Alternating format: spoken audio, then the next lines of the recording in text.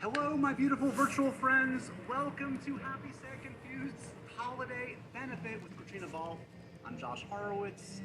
Maybe you're here because you're a fan of mine and Happy, Sad, Confused. Maybe you're here because you're a fan of Katrina's. Maybe you're a fan of all of the above.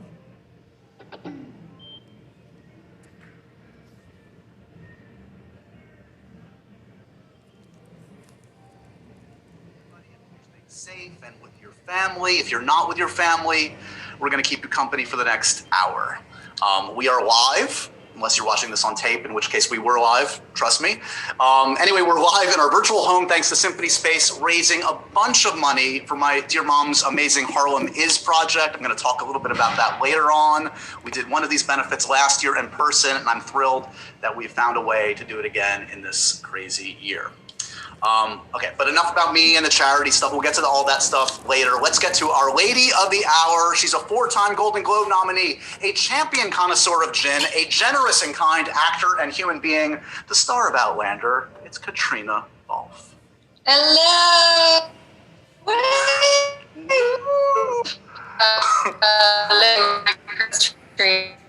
Oh, you're already...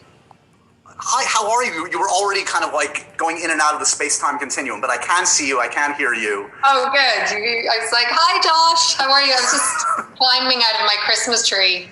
You're so festive. Yeah. You're beating me at that. I got to bring a little festive cheer.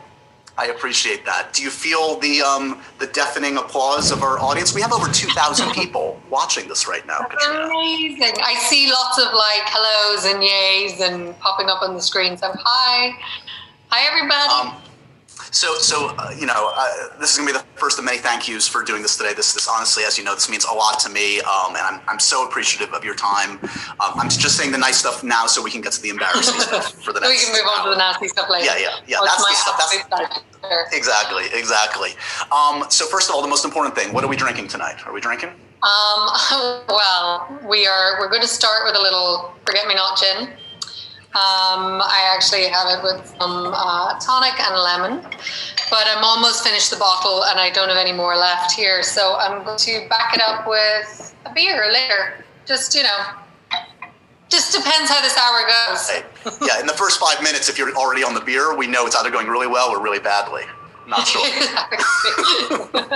I poured myself a Negroni, some gin in your honor. Nice. I haven't tried your Forget-Me-Not though, but as soon as it's available here, I'm getting in on that.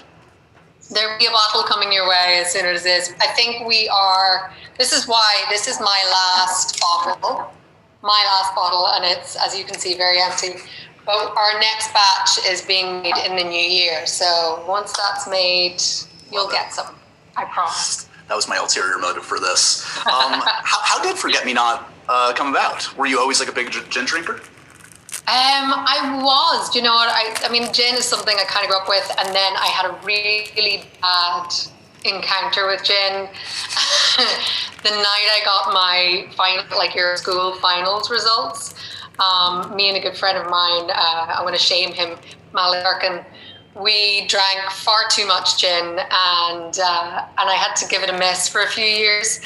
And then a couple of years ago, I got back into it. I think it was moving to the UK again, and it's just been, it's such a good drink, and I missed it. And I have a bunch of friends who are in the drinks industry in Scotland, and we were just sitting around one day, and we were like, all these guys in the business are doing it. Some of them whom we know. Right. We were like, why don't we do one? So it was just this very fun, and we had so much fun tasting, testing, and coming up with the recipe, and that was probably the best part of it. And it's been, and then we have this great part of it, which is part of the proceeds go to support arts. So right now, the first project we're doing is we're paying for artist studios for graduates of Glasgow Art School. So, because arts funding has been, shut down all over the world or cut all over the world. And you know how important it is for everyone's development and for society as a whole. So the plan is to, as we launch in other places, that we support arts projects all over the world. Amazing. A win-win all around. Yeah, between all of my my Outlander friends, I have a stocked liquor cabinet. I feel like I just need I should start my own vodka or waiting tequila. for Sophie to start her wine, and then. So I want to tease some things coming up in this next hour. We are going to take some of your audience questions, guys. The way that we're going to do this is, if you go down to the bottom of your Zoom screen, there's a Q&A feature at the bottom of the screen. So all you have to do is enter your entire name, first and last name, exactly down there, and put your first and last name, put your question, and just know that if you put a question in there, you are consenting to potentially being on camera. Yes, big time. We're going to make you a star today. I want to see everyone's PJs. Exactly. Now's your time to shine. Also, later on in the show, we do have some appearances from some jokers that we know that have sent in some videos. Who could it be, Katrina? What do you think? I have no idea. And we've got some stuff to give away. We've got books and we got booze. This is all you need in life. I mean, this is all you need in life, really, right? Actually, let's start with, I'm going to give away two things right now. I'm going to read off names, and the way this is going to work, guys, is I'm going to read your name off, and you're going to get an email after the show from our folks at Symphony Space getting your information, and then we'll get you the actual prize. So first, for Forget Me Not, we got one bottle here first to lead off with. This is what you're going to get. I'll do the, Forget Me Not. It's going to be a full bottle, presumably, not an empty bottle. No, I will send a full new unopened bottle, yes. Nancy, I'm going to butcher your last name. It's HRNCIR. I'm not even going to try and say it. But Nancy, congratulations. You're our first recipient of Forget Me Not Gin. Woo! And Sassenach Spirits, of course, is giving us a couple bottles. The first bottle is going to go to Amber Johnson. So congratulations. Yay, Nancy and Amber. Woo. Okay, so let's talk a little bit about this insane year. We've all had bizarre years, to say the least. Has there been a typical day for you this year? Did you settle into kind of a normal, or what? It's been so bizarre. I was in LA when it all sort of kicked off, and I flew back on the 14th of March, and then there was this very strange 4 months where I was sort of confined to my apartment in Glasgow. Like, we were you're not allowed to go further than 5 kilometers. The weather was really shit most of the time. So it was just, I've learned a lot about myself this year. Not all of it's good. I think I've realized that, you need some structure. Is that the takeaway? I need people telling me what to do and where to be, and then I'm good. And then I can rebel against it, and I'll be like, "Don't you tell me what to do." But actually, I really need it. But it's weird. This whole, I would go through phases where I'd be super motivated and I would do lots of things, and then I would have a week where I may not have gotten out of bed before 1 p.m. most days. It's a very strange time, and I'm a very social person, and I really missed that interaction with people. Did the book club start? It seemed like it started right around. Did it start because of your new environment? Was that a way of kind of connecting with people? Amazing. And that's been one of the best things, having that little community. And there are times, and I keep saying it when we're doing it because I feel very odd, because I feel like I'm just sitting talking to myself. But, the fact that before everyone puts in their questions, and it makes me think about what I'm reading in a different way, and it makes me look at books in a different way, and even trying to, I try and vary. I flip between male author, female author. I think one next books I'm going to do is transgender author as well.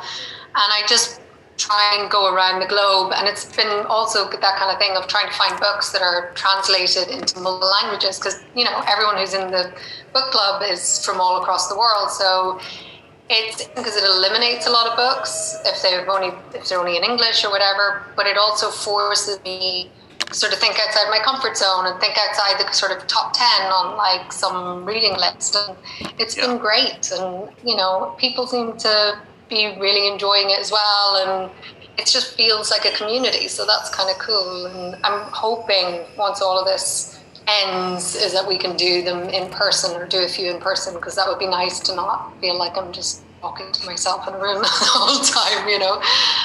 Would you ever write a book yourself? God, I don't know. I'm again, it goes back to that thing of somebody telling me what to do, when to do it. Trina, write a book. Yeah. now you have to do I it. don't know.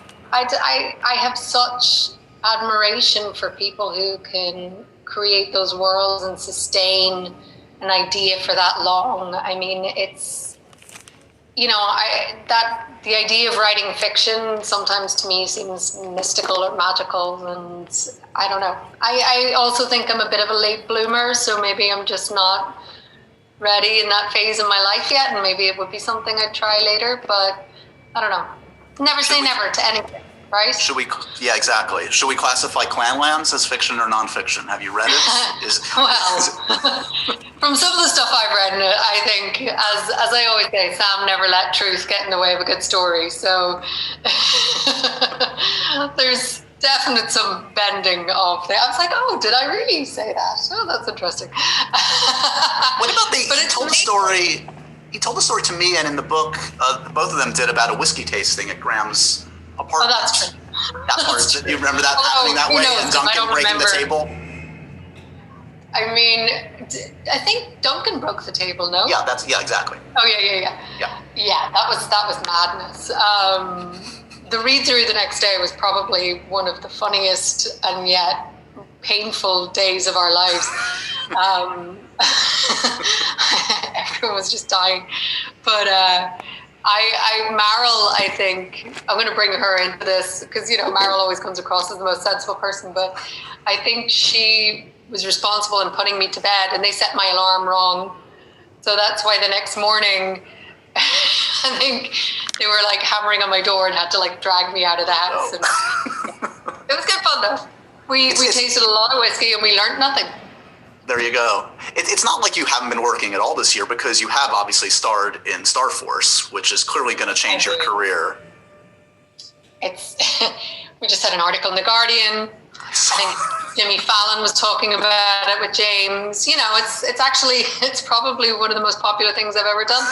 Has Scorsese come to you saying, I need like a Russian mall and you're the lady for me?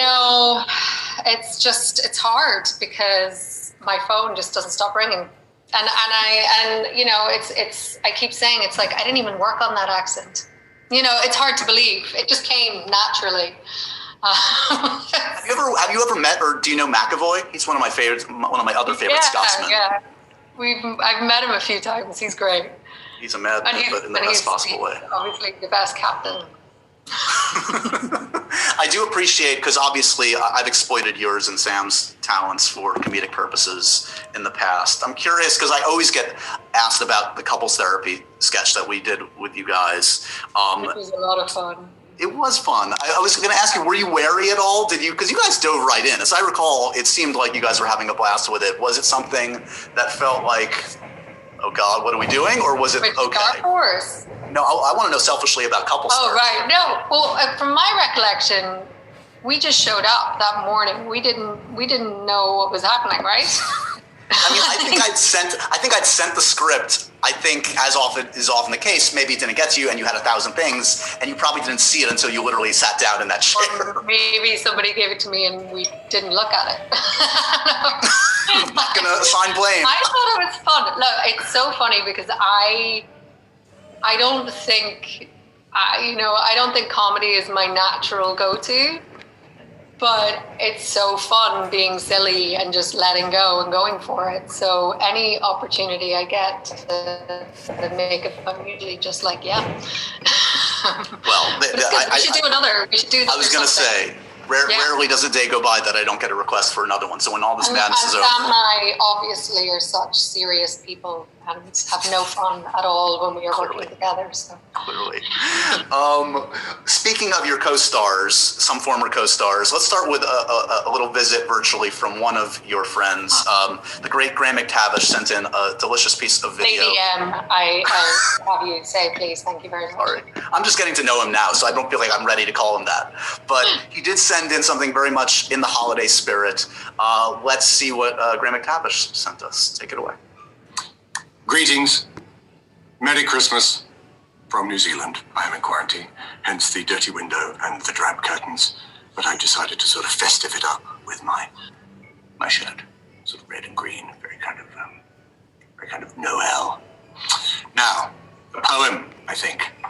This is a poem in Scots, by Alexander Gray, telling the familiar tale of no room at the inn. A tale familiar to you, I'm sure, Josh. Christmas Carol by Alexander Gray. It was a cold, cold night at the back of the year, and snow lay deep, and the stars shone clear. And Mary kenned that her time was near as she came to Bethlehem. When Joseph saw the town sae thrang, quo he, I hope I be na wrang, but I'm thinking we'll find a place here lang. But there wasn't any room for them. She quo she, oh Joseph loon, real tired am I and would fain lie down.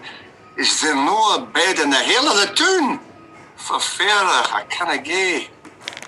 The ale whose door she keekit ben, but there was sick a steer of fremmed men. She thocht to hersel, I dinna ken what me and my man can do.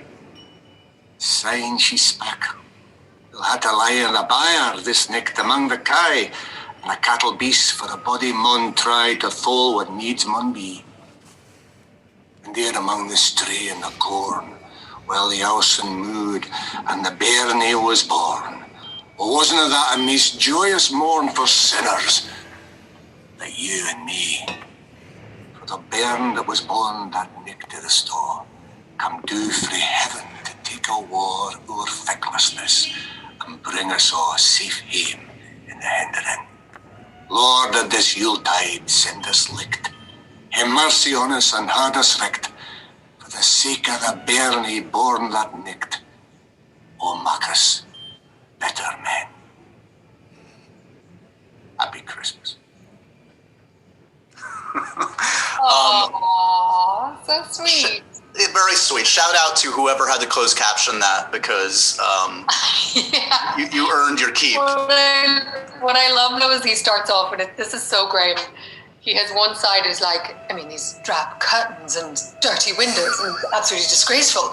And then he's like, and then it's like, he's so camp and yet such a hard man. It's very, I That's love why it. it works. Yeah, no, Yeah. he's amazing. I think I got like 20% of that, and yet because it's him, I don't care. I can listen to him to read the phone book. It's amazing. So a little on Outlander. Obviously, I think a sizable portion of the audience here maybe is familiar with your work in that. I'm just curious, when you think back to, I assume you haven't shot any of season 6 yet, right? You guys are... haven't started. So Very soon though. Okay. So on season 5, I mean, apples and oranges, how you feel on the set in season 5 versus those first days in season 1? Does it feel like when you walk onto that set, is it familiar? Does it feel like a much different attitude for yourself, or what? Oh, it's so different. I mean, if we're talking about those first days when I started back in 2013, I was so green, and I mean, I was sort of terrified, but also after the first day of filming, it felt so amazing, and there was such a great atmosphere with everybody. It was just, there was a chemistry that really, really clicked amongst cast, crew, producers, writers. It just was like, it just seemed to flow really well, and so it was so much fun. But I was also, every day was like such a new experience, and I had no idea. I mean, I had worked on small things for a couple of days here and there and things like that, so it was just, I was like wide-eyed and bushy-tailed. Season 5, you're not comes in with a drink, her cigarette, she's like, whatever. But there's a difference, and it's in a real lovely way. It sort of feels like a much more mature family. And then obviously last season, myself and Sam became producers, and it felt, the responsibility is more, and you just have a different overview of the whole production. And, I think it's a challenge every year that you go back, I think, to find the newness or to find that kind of like enthusiasm again. Because, I think the hardest thing about starting every new season is that that you've 9 months of really hard graft ahead of you. And that can sometimes feel a little like, oh God, but then we still have that great camaraderie, and the crew has been with us, most of them, from the very beginning. So it does feel like this great family. But yeah, I don't know.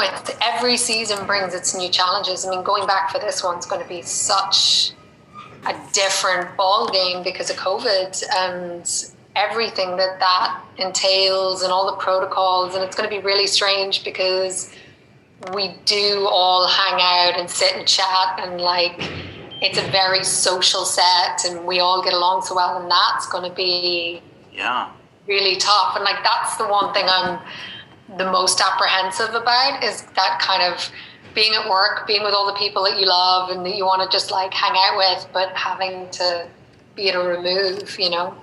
Have you seen anybody like socially distanced get-togethers with any of the cast members? Have you been able to see them in person? Not for a while. I did see during the summer when things were loosened up a little bit here. I saw Sophie and I saw Sam and I saw Graham. I saw Sophie probably the most, but early on when they sort of opened lockdown in Scotland, I saw Lauren.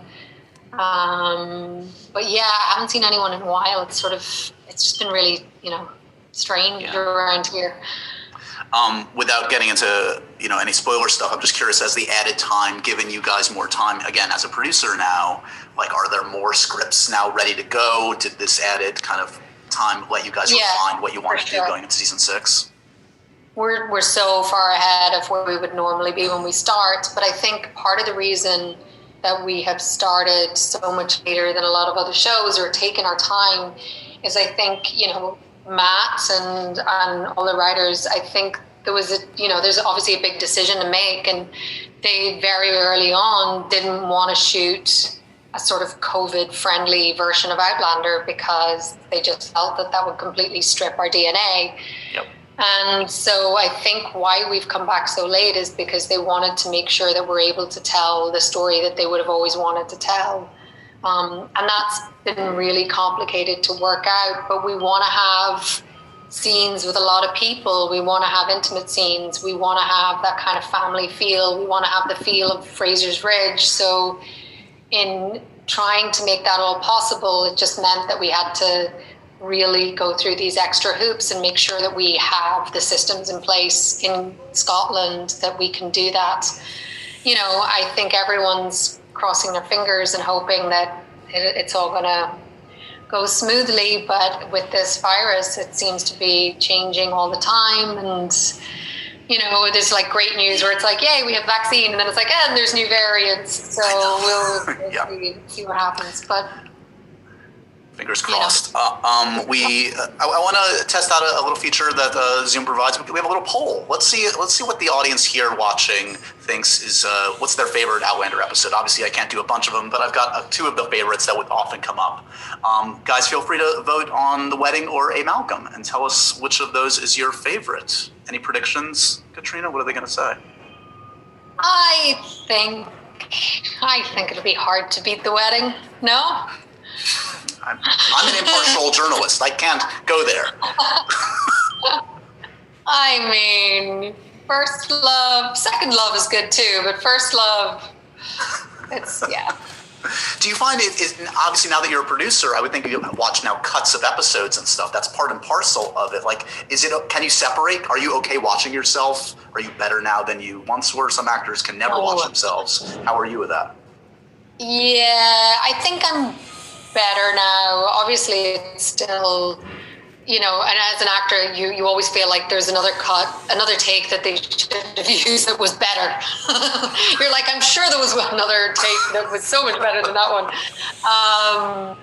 But yeah, I've actually found all this part of it really interesting. And also, as actors, we get so sort of caught into our role and like, well, we wanted that scene to go this way because this is what our character, and then you realize, well, they needed to move scenes around or they needed to rejig the story for certain reasons, and it can be really hard to sort of wrap your head around that as an actor when you go from filming one version and seeing the end product, but seeing behind the scenes of why things needed to be done has been really interesting, and just learning more about story structure and why things work or don't, and figuring out. I love this sort of problem solving of it. You know, it's like, okay, well, this isn't, but maybe we can find a reason to put it somewhere here and have those characters say it instead of the actors and all. It's quite cool. Let's see if hopefully most of you have voted by now. Can we see the results? Let's see what people voted on. Curious. See. Wedding in a wash. With a landslide. You called it. What do you make of, obviously, Outlander, now 5 seasons in, stronger than ever, now permeating the pop culture? This Is Us called it out this past I know. And season. didn't The Boys had it in it? Oh, I didn't know that. Does that, when it gets into another show, is that just like a marker? Is that bizarre? Even I tell you what, the one that was like we've made it, we've landed, whatever. It was mentioned in The Simpsons. I mean, you can just die and go to heaven then, right? You're good. It was like, that show knows what it is. It was like a judge in a courtroom. It was amazing. Amazing. But yeah, it's been actually in quite a few shows. I think it was on something else. You know, I usually see it on Twitter. People are like, did you see this clip or whatever? And that's to be part of, like, you know, the cultural sort of zeitgeist is like, that's amazing. It's huge. Okay, I've got a couple silly games for you. This is my first challenge Yay, for you. we love games. All right, so I played this with Sam pretty recently. These are close-up photos of 2 of your co-stars. With Sam, I had you or Graham and see if he could decipher who it was. He, by the way, got every single one of these correct. Well, I don't know. fucking hope so. Excuse me for cursing, but Graham, me, I mean, But these are really I would hard. hope I'm a lot less hairy. Well, you'll see. These photos are pretty hard because they're pretty close up. Okay. But you tell me, is this Sam or Graham? Let me know. See that? Well, what am I looking at? No. That's part of the challenge. That's part. It looks like the moon. Like that. Can you tell what body part that is? I'm going to give you a hint. Is it someone's ass? Like, you need a new printer. Don't blame me. Blame your eyes. What do you, I guess 50-50 shot. Is that Graham's head? You got it. Perfect. Or the There it moon? is. There it is. Yay! Okay. This one is delicious. What do you think? I mean, that looks like... Does that, That looks like something none of us should know what that looks like. no, does that conjure up any memories from set? Okay, that is... It's either a jawline or... Is it a jawline? I'm going to go with that sounds... No, the stubble's weird though. What is that? It Is it Sam? It is Sam. I think, was that his nose? I don't even know myself. Well, anyway, I got it right. There we go. You got it right. Oh, bloody hell. I didn't say it would be easy. That is... You're taking this I don't way too know what seriously, that by is, the way. I'm going to go with Sam. I don't know what it is. It is actually, I think it's a bicep of those gorgeous biceps of McTavish. Oh, Lady there in- you go, McTavish. Damn it, I'm already behind. No, you're doing great. I don't know. Is that a nose? That's Graham's nose. It is Graham. It is not his nose. It is his delicious ear. I'm blaming your pictures. It's Look, hard I to think tell. it's almost worse if you're good at this. So I think you're a winner if you lose in this game.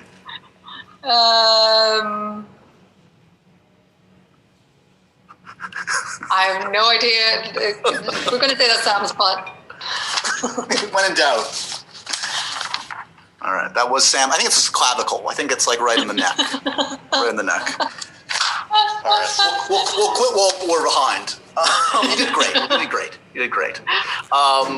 Let's go through some best worsts. Okay, give me a best or give me a worst. These can be rapid fire or anecdotes, whatever you want.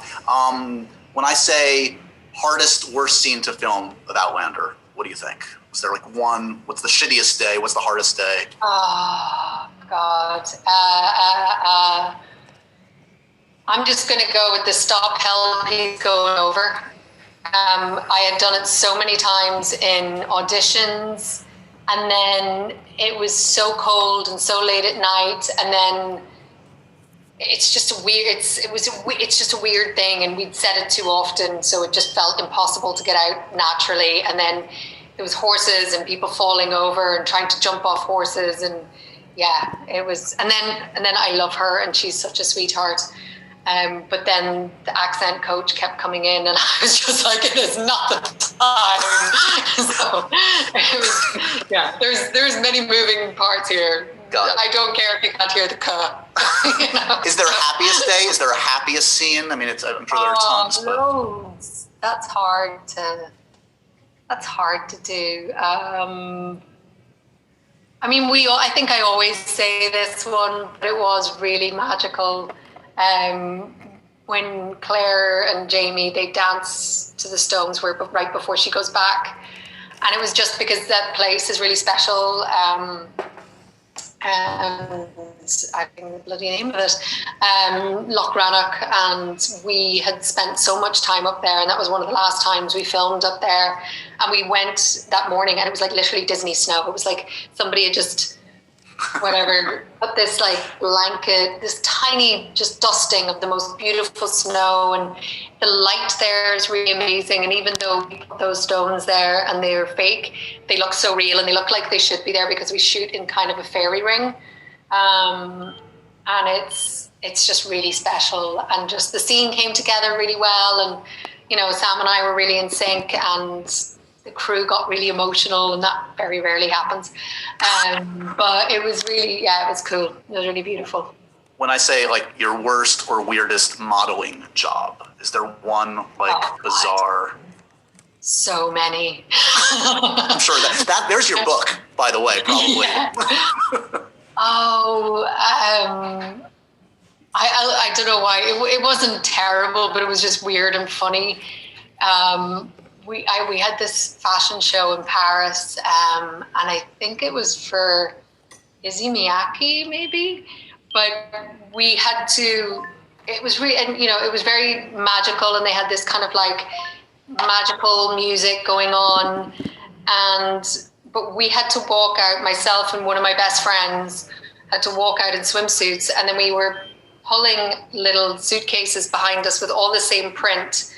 And then we had to open the suitcase at the bottom of the runway and take out this piece of fabric, and then it unfolded into a coat and button it up. And I got the worst fit of the giggles halfway down the runway and couldn't stop. And I was just crying, laughing. And then I couldn't get it buttoned correctly. And it was just, it was a disaster. And you just are so aware of like so many cameras and people. And it was just one of those moments where it was like that nervous laughter. I couldn't stop.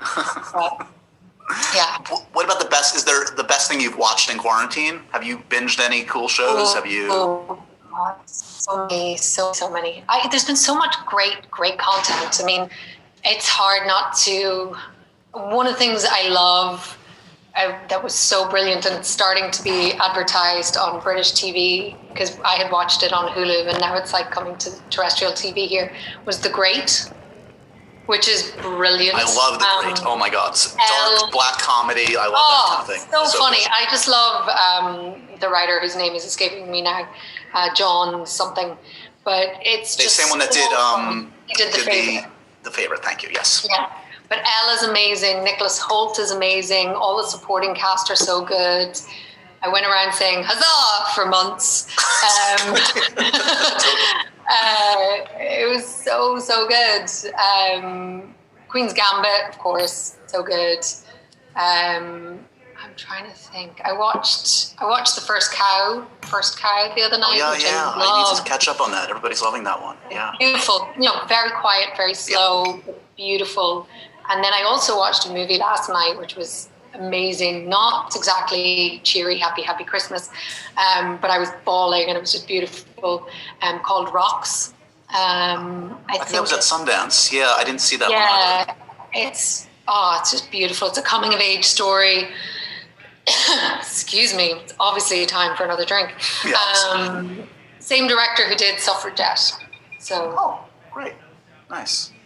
I'm realizing I'm realizing I'm behind in our giveaways. I've got 5 Clanlands books to give away. So here we go. Listen out for your name, guys. And if you hear your name, great doorsteppers.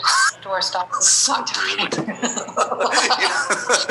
If you hear your name, you're going to get an email for this. So these are courtesy of Sam and Graham. Venla Kontanen, congratulations. Aviva Croninger, Linda Minutella, Terry Sales, and Ronell Schuler. I apologize for butchering your names, but congratulations. You guys are getting free Clanlands books. Just on the whole Clanlands thing, we were talking about writing books and stuff. I am astounded by how quickly those guys did that.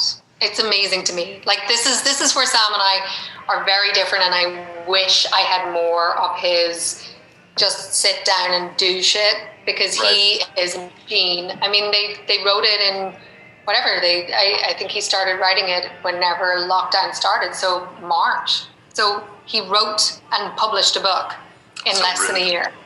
Like who is he? No, and he's not being so bloody, I don't know, productive. Well, this is my conundrum. It's like part of me is desperate to have somebody I know and am friendly with be the next James Bond, but part of me is like, wait, maybe this just could be insufferable for the rest of my life. Do I want Sam? Yeah, we do. We want the perks that come with being. How amazing would that be? Oh my God. I mean, come on. We could dine out on that for years. You're right. You're right. So, Sam, we could take up, we could put up with the extra, oh yeah, I'm James Bond stories for all the perks that we would get. No, this is fair. You're smart. Smarter than I. Let me do a little plug for one of the charities that we're doing this all for today. Katrina, you know this well, and I appreciate you. You signed on immediately when I asked you. But to let you guys know, we're benefiting not only Symphony Space, but this organization called Harlem Is. Harlem is a new website. It's actually harlem-is.org. And it's a website that's chronicling the cultural history of Harlem here in New York, where I'm from, where I was born and raised. It's an outgrowth of decades of work my mom has done through the nonprofit she started called Community Works NYC. Woo! And so, in over 20 plus years, more than 3 million people have viewed the Harlem Is exhibitions, and now all of it's there on this amazing website. It's the only website of its kind that documents Harlem's cultural history. I really encourage all of you guys to check it out, harlem-is.org. And you guys have already contributed, so thank you from the bottom of my heart. But obviously, if you are so inclined, feel free to donate more. Truly, as Katrina was saying, it's a tough time for the arts to get any money right now, so every dollar truly counts. So thank you, and check it out. And support Mama Horowitz. Amazing. Yay, Mama Horowitz. I have to say, one of my most favorite gigs I've ever been to was up in Harlem at the Apollo. Oh, amazing. I went to see Ben Harper with the Blind Boys of Alabama. I mean, this is years and years ago, but it was amazing. So cool. I want to talk to you a little bit about your film work. I mean, it's tough because obviously Outlander sucks up a lot of time, needless to say. But I was thrilled that you worked with Christian Bale and James Mangold and Ford v Ferrari. I'm also really excited that I'm next going to see you in one of my favorite human beings, Kenneth Branagh's film, Belfast. And he is just the nicest, sweetest man. He is. Yeah. I still can't quite believe it happened. It was so devastating that Outlander went down and that we weren't working, but this kind of gem just came on, into my lap, and we somehow managed to perfectly place it, between the opening up in sort of July, August, and the closing down in September, October. And it's such I've seen bits from it, and it's so amazing. It's so lovely, and it's very personal to Ken, and it's very much about his childhood, or interpretation of his childhood, growing up in Belfast. And I play his mom. Jamie Dornan plays his dad. Judi Dench plays his granny, and then the lovely, lovely Ciarán Hinds plays his granddad. And it's just great. And we have the most amazing young actors as well. It was also one of these magical films. I think everybody was so excited to be working, and Ken has the most amazing crew, and he's super loyal, and he works with the same people over and over again. And so it's truly like a family. And he has one of the most diverse crews that I've ever worked on as well, which was amazing to see. You know, so many women, so many people from different backgrounds. And we all were in this very contained little bubble for 7 weeks. And it was brilliant. It was just so much fun. And yeah, I'm really excited for it to come out and for people to see it. And I think people are going to be very surprised, but hopefully in a really good way. No, I'm sure. I adore Kenneth Branagh. I grew up with his films, and it's one of the people that he's been on the podcast a couple times, and getting to know him a little bit, he just lives up to everything. Everything you said is correct. He's sweet and nice and just like the real deal. And so I'm so excited. Most intelligent, and I think it's the first time I've had a note from a director who's quoted D.H. Lawrence as part of the note. And you're like, not even obnoxiously. Somehow he can make it seem like sweet and this whatever. Yeah. Exactly. No, it totally. And it was very funny. One day, Jamie Ken went up and gave a note, and I think quoted Shakespeare, but it's not in an obnoxious way at all. And Jamie was so funny. He just turned around and he went, Ferris Bueller. So brilliant. And the camera was laughing his head off. He was like, exactly. Awesome. All right, we have one more special guest. We've teased it. Let's give him a moment to shine. The great Sam Heughan has sent in some greetings. I know. Roll our eyes, but let's enjoy this greeting and holiday story from the one and only Sam Heughan. Well, it's Christmas. Well, it's almost Christmas. And I have to say a huge thank you to you, Josh Horowitz. Look at all these lovely gifts you sent me. I really couldn't thank you enough. Obviously, Katrina Balfe has also sent me lots of gifts, and Graham too. I mean, I've got hundreds here. And these are obviously the ones you can see, but there's loads. I mean, the whole house is so festive. Merry Christmas to me. It's honey nut weeds. Oh, look, this is addressed to me because I did it myself. But look, I hope you're well. Wishing you all a Merry Christmas. And obviously this is for charity, and we are donating this wonderful book that is a New York Times #1 bestseller. Did I mention that? I'm very proud of this book, so we're going to dedicate some of those and some of this award-winning whiskey. Obviously, we know fans of Outlander love alcohol, so we must obviously present them with some of this. It is obviously hard to get your hands on, but there is more coming in January, so hold on to your hats. That's the only reason I wore this, just for the pun. So here we are, wishing you all a wonderful time. I'm sorry I can't be there in person.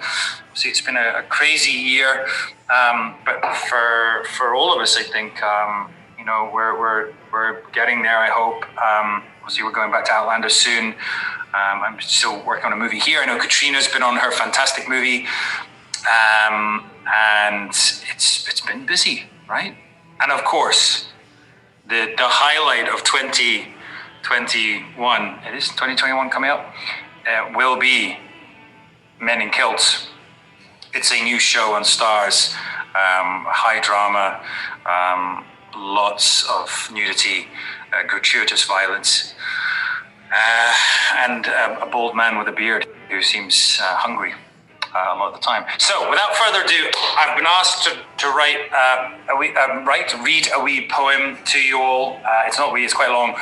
It's called A Visit from St. Nicholas by Clement Clarke Moore, 1779 till 1863. So settle back, pour yourself a dram if you have one. If you don't, hopefully you'll win one. And wishing you all a Merry Christmas. Much love to you, Josh. Miss you, buddy. To you and yours, Slanger. 'Twas the night before Christmas, when all through the house not a creature was stirring, not even a mouse. The stockings were hung by the chimney with care, in hopes that St. Nicholas soon would be there. The children were nestled all snug in their beds, while visions of sugar plums danced in their heads. And Mamma in her kerchief, and I in my cap, had just settled our brains for a long winter's nap.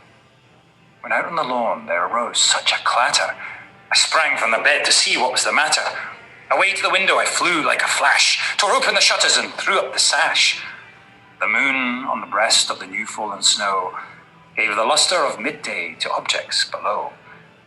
When, what to my wondering eyes should appear but a miniature sleigh and 8 tiny reindeer, with a little old driver so lively and quick, I knew in a moment it must be Saint Nick.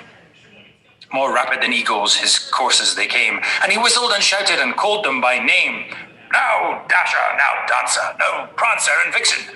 On Comet, on Cupid, on Donner and Blitzen, to the top of the porch, and to the top of the wall. Now dash away, dash away, dash away all. As dry leaves that before the wild hurricane fly, when they meet with an obstacle, mount to the sky. So up to the house top the coursers they flew, with a sleigh full of toys, and St. Nicholas too. And then in a twinkling, I heard on the roof, prancing and pawing of each little hoof. As I drew in my head and was turning around, down the chimney St. Nicholas came with a bound. He was dressed in all fur from his head to his foot, and his clothes were all tarnished with ashes and soot. A bundle of toys he had flung on his back, and he looked like a peddler just opening his pack. His eyes, how they twinkled. His dimples, how merry. His cheeks were like roses, his nose like a cherry. His droll little mouth was drawn up like a bow, and the beard on his chin was as white as the snow. The stump of a pipe he held tight in his teeth, and the smoke it encircled his head like a wreath. He had a broad face and a little round belly that shook when he laughed like a bowlful of jelly.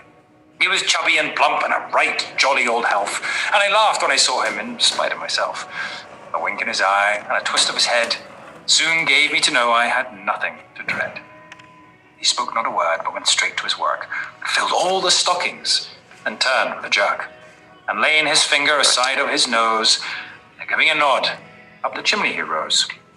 He sprang to his sleigh, and to his team gave a whistle, and away they all flew, like the down of a thistle. And I heard him exclaim, ere he drove out of sight, Meeting time. Happy Christmas to all, and to all, good night. Good night. Sanjaba, Merry Christmas to you all, and a Happy New Year. Hopefully the new one is going to be so good, and we're all going to heal. Much love. That kiss wasn't for you, Josh. Pretty good. He's got that's have such a very interesting bromance. I don't even know how to define what we have, but it's something. No, he as much crap as I give him, he's always very sweet, and I'm very appreciative that he sent that to us. And that's his audition tape to play Santa Claus in the next. I'd give him the job. Go on. Let's try this out. Let's pray that Zoom technology works. Let's try to bring in 1 or 2 or 3 questions from the audience. I know there are thousands of them. So here's what's going to happen. We're going to be pulled into the Zoom room. Make sure to turn your camera on if you're selected, when your sound on. There might be some awkward delays. Let's just see if this works, guys. Let's pray. Let's bring in our first victim. Winner. Let's see what happens. Here we go. Think positive thoughts, Katrina. I see someone. Do you? Hi, Josh. Hi, Kate. Oh, hi. It's Jesse Morris with an awesome backdrop. What's going on? Amazing. Oh, yeah. This is actually from my office holiday party, but it's Home Alone house. So amazing. Hi, Jesse. What's your question? Thanks for being with us. Oh, yeah. Thank you for doing this. My question is for Kate. I know we talked about kind of what TV shows you've been watching, but I was wondering if there's any music that you've been loving or clinging to during quarantine. I know I've been listening to Taylor Swift's new albums, and personally, Willow reminds me a lot of the Jamie Claire love story personally. So I was just wondering if there's any music you've been kind of loving lately. It's been I feel like it's been a long time, but I was definitely listening to a lot of Michael Kiwanuka, and my favorite Dublin band, Fontaines DC, little punk Dublin band. And people keep asking me what my favorite Taylor Swift song is. I have to confess, I think she's amazing. I don't really listen to her music, but I do think as a person and like how she carries herself and handles herself, she's amazing. But I don't really listen. Sorry. No, I was listening to her new album and I was like, she's definitely watched Outlander before, and if she hasn't, she needs to immediately, because she would. I don't need to listen to these new albums, so everyone's like saying it's. I think that'd be more my vibe, like the folky. Stuff. Yeah, definitely. Thank you so much, Jesse. Really appreciate Thanks, it. Jesse. Thank you. Thanks. All right, let's see who else we have here. Bring them on in. That was some good backdrop action. I should have. Done something like that. No, you got the tree. You're beating me. I need a green screen in here, clearly. Let's see. So we've got someone, but she's on mute. Oh. Jenna Springer. Jenna, can you turn your video and your audio on, please? There we go. There she is. Hi, Jenna. Sorry, I'm on a new device. How are you guys? Hi. Good. What's your question? All right. I guess my question is locations. You don't have to be anywhere, do anything, call anyone. What would be your perfect day? What would you do, and who would you spend it with? Ooh, my perfect day. Okay, if I was being really just bougie and lush, I would be staying in a really nice hotel where I can wake up and I can call room service, because there's nothing better than breakfast in bed made by other people. Yes. And then this hotel that I would be staying at would be right on the beach.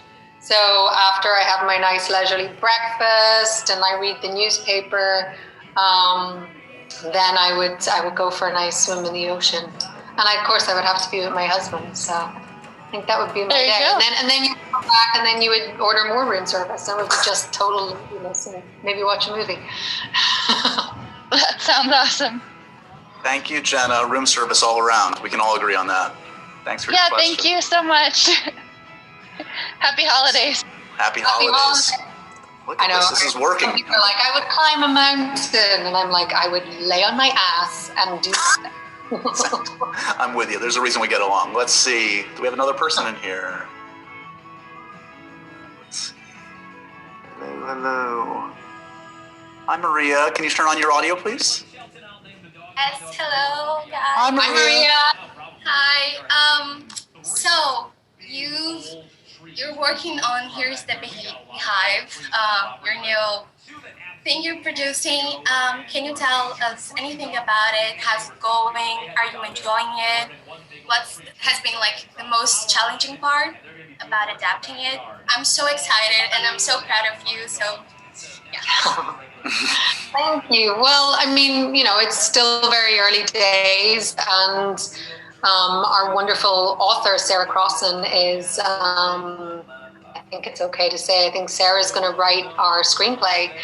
And so it's with her. She's doing all the hard work right now. In the beginning, it's a lot of just making sure that she's supported, and we've had lots of great conversations about what she wants to do with the script. And I loved the book so much, and I just thought these characters, I just fell in love with them, as messed up and complicated and flawed as they are. I think this is the thing which people have to realize. It takes a long time. We can't all publish books in 8 months. Sometimes these things take time to bring to fruition, but it's exciting. I think, the thing about being a little bit more in control of stories you want to tell and your career, it's really exciting and it's really empowering, and and I hope to do more of it. So that's all. I don't know what else to say about it. Happy holidays, guys. Thank you so much, Maria. Thanks, Maria. All right, let's see. I think we have, hopefully, let's push our luck. 1 or 2 more. Let's try it out. Let's see what happens. Let's see. Drum roll. Vanessa has popped in. Hi, Vanessa. Turn on your audio, please. Hi, Vanessa. Hi, Katrina. How are you? How are you doing? Can you hear me? Yeah. Awesome.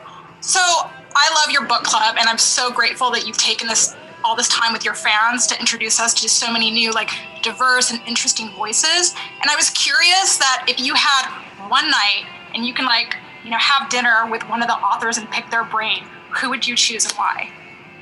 Oh, that's a really, that's such a good question. That's such a hard question. I guess the first one that came to mind was Ocean Vuong. Yeah. So I don't know why. That's what sprung into my head first. I thought his book was one of the most devastatingly beautiful books I've ever read, and you know, his way of connecting with his mother and his ancestry and her story and his grandmother's story, and just the way he told all that, his command of the language is just so beautiful. And I think I'm so excited to see what he writes next. And I think he would be really fun to have drinks with. So he also, I just also read yesterday in Variety that they're going to adapt On Earth We're Briefly Gorgeous. So I'm excited. Oh, that makes me so happy. That makes me so happy. Because it's the kind of film I would love to see. So. Yes, well, thank you again for introducing us to, you know, and taking the time. My pleasure. Thank you for joining and coming along with the ride. It's been so cool. So Ride or Die, CB Book Club. Thanks, Vanessa. Thank you. Merry Christmas. Merry Christmas. I think we have one. What's that? And Happy Hanukkah. Happy Hanukkah, exactly. Where's my menorah? One more. I think we have time for one more. Let's see what we got here. Can you turn on your video and audio if you're in here with us? Hi, Christina. Can you turn on your audio? Hi, Christina. Hey, guys. Hey, Katrina. Hey, Josh. How are you guys? Good. How are you? I am great. Thank you. So I was wondering, I'm very, very excited for Belfast. I'm so excited about that cast. And what I was wondering is, kind of being from an Irish family by marriage, I was wondering what was the most Irish thing that happened while you were on set over there. Oh my God. I was surrounded by so many people from Belfast. And it was amazing. Ken, he had his sister and his brother, and just like so many people from Ireland there. The most Irish thing that happened was every single day. It was just like, you know, I think Irish mums are very universal, and there was some days where I would be playing a scene and I would literally be like, oh my God, I've turned into my mother. There's just this. We all have that worry at some point. Yeah, there's a certain tone Irish mammies have when they're giving an order or doing something. But it was honestly, I've never been able to be in an Irish production before. And I was saying this to Sam at one point, you know, this must be what he feels like doing Outlander and doing a show about his home country and everything. And there is just this added layer of heart, I think, or something that it just feels so, I don't know, connected to your soul in a way. Really, really special. Awesome. Thank you so much, Christine. Thank you so much, guys. Merry Christmas. Merry Christmas. Happy holidays. Thank you so much. So we're just about out of time. Any holiday traditions? Any big plans for celebrating the New Year? This year they're all out the window, you know? Yeah, I guess. Usually we would have, I'm from a huge family, so we would have big family get-togethers and usually drunken Scrabble that ends in arguments. That's generally the family tradition. And hot whiskeys on Christmas Eve, but yeah, it's going to be very different, but that's fine. You know, I think one thing this year has taught me is that, you know, it's the little things, you can't sweat them. And it's about everyone being safe and, you know, the fact that we're going to move through this and hopefully come out on the other side a better society, you know, having less there is some hope, thankfully, at the end of this year and some light at the end of the tunnel. And I think we all need that. So that's a good place to end. And also a good place to end is mention two other winners. We have two last winners that I want to mention. One more bottle of Sassenach whiskey goes to Stephanie Acevedo. Congratulations, Stephanie. You're going to get an email. And one more bottle of Forget Me Not gin. That's going to go to Ju Bay. So look out for an email. Congratulations to all the winners. Amazing. So we're just about out of time. The good news is, guys, if you've been watching live, you're going to get an email link to be able to watch this for the next 2 weeks. So you're part of an exclusive club. You can relive the magic. And one more reminder, if you're so inclined, do check out harlem-is.org and send them another donation. If you're feeling really much holiday spirit, it's much appreciated. I want to thank a bunch of people. I want to thank Symphony Space for hosting us. I want to thank my trusty producer, Sammy, who's done so much hard work for me over the years, and all the Outlander stuff with Katrina and Sam. She always makes me look smarter than I am. I want to thank you guys for sharing some of your holiday with us. And of course, most of all, I want to thank Katrina for being so generous with her time. Thanks for having me. And a big shout out to Mama Horowitz, because Thank you. It's amazing what she's doing. And, you know, when I saw you post that originally, I was like, how bloody cool is that? So, yay, Mama Horowitz. Here's to her. I will cheers her. Indeed. Cheers. She's probably watching, so she appreciates that. Thank you again, Katrina. Have a safe and a happy holiday, everybody. And we'll see you in the new year. Happy holidays. Gosh, thank you so much, and hope to see you soon. See you soon, I hope. Thanks. Bye, Bye, guys. everybody.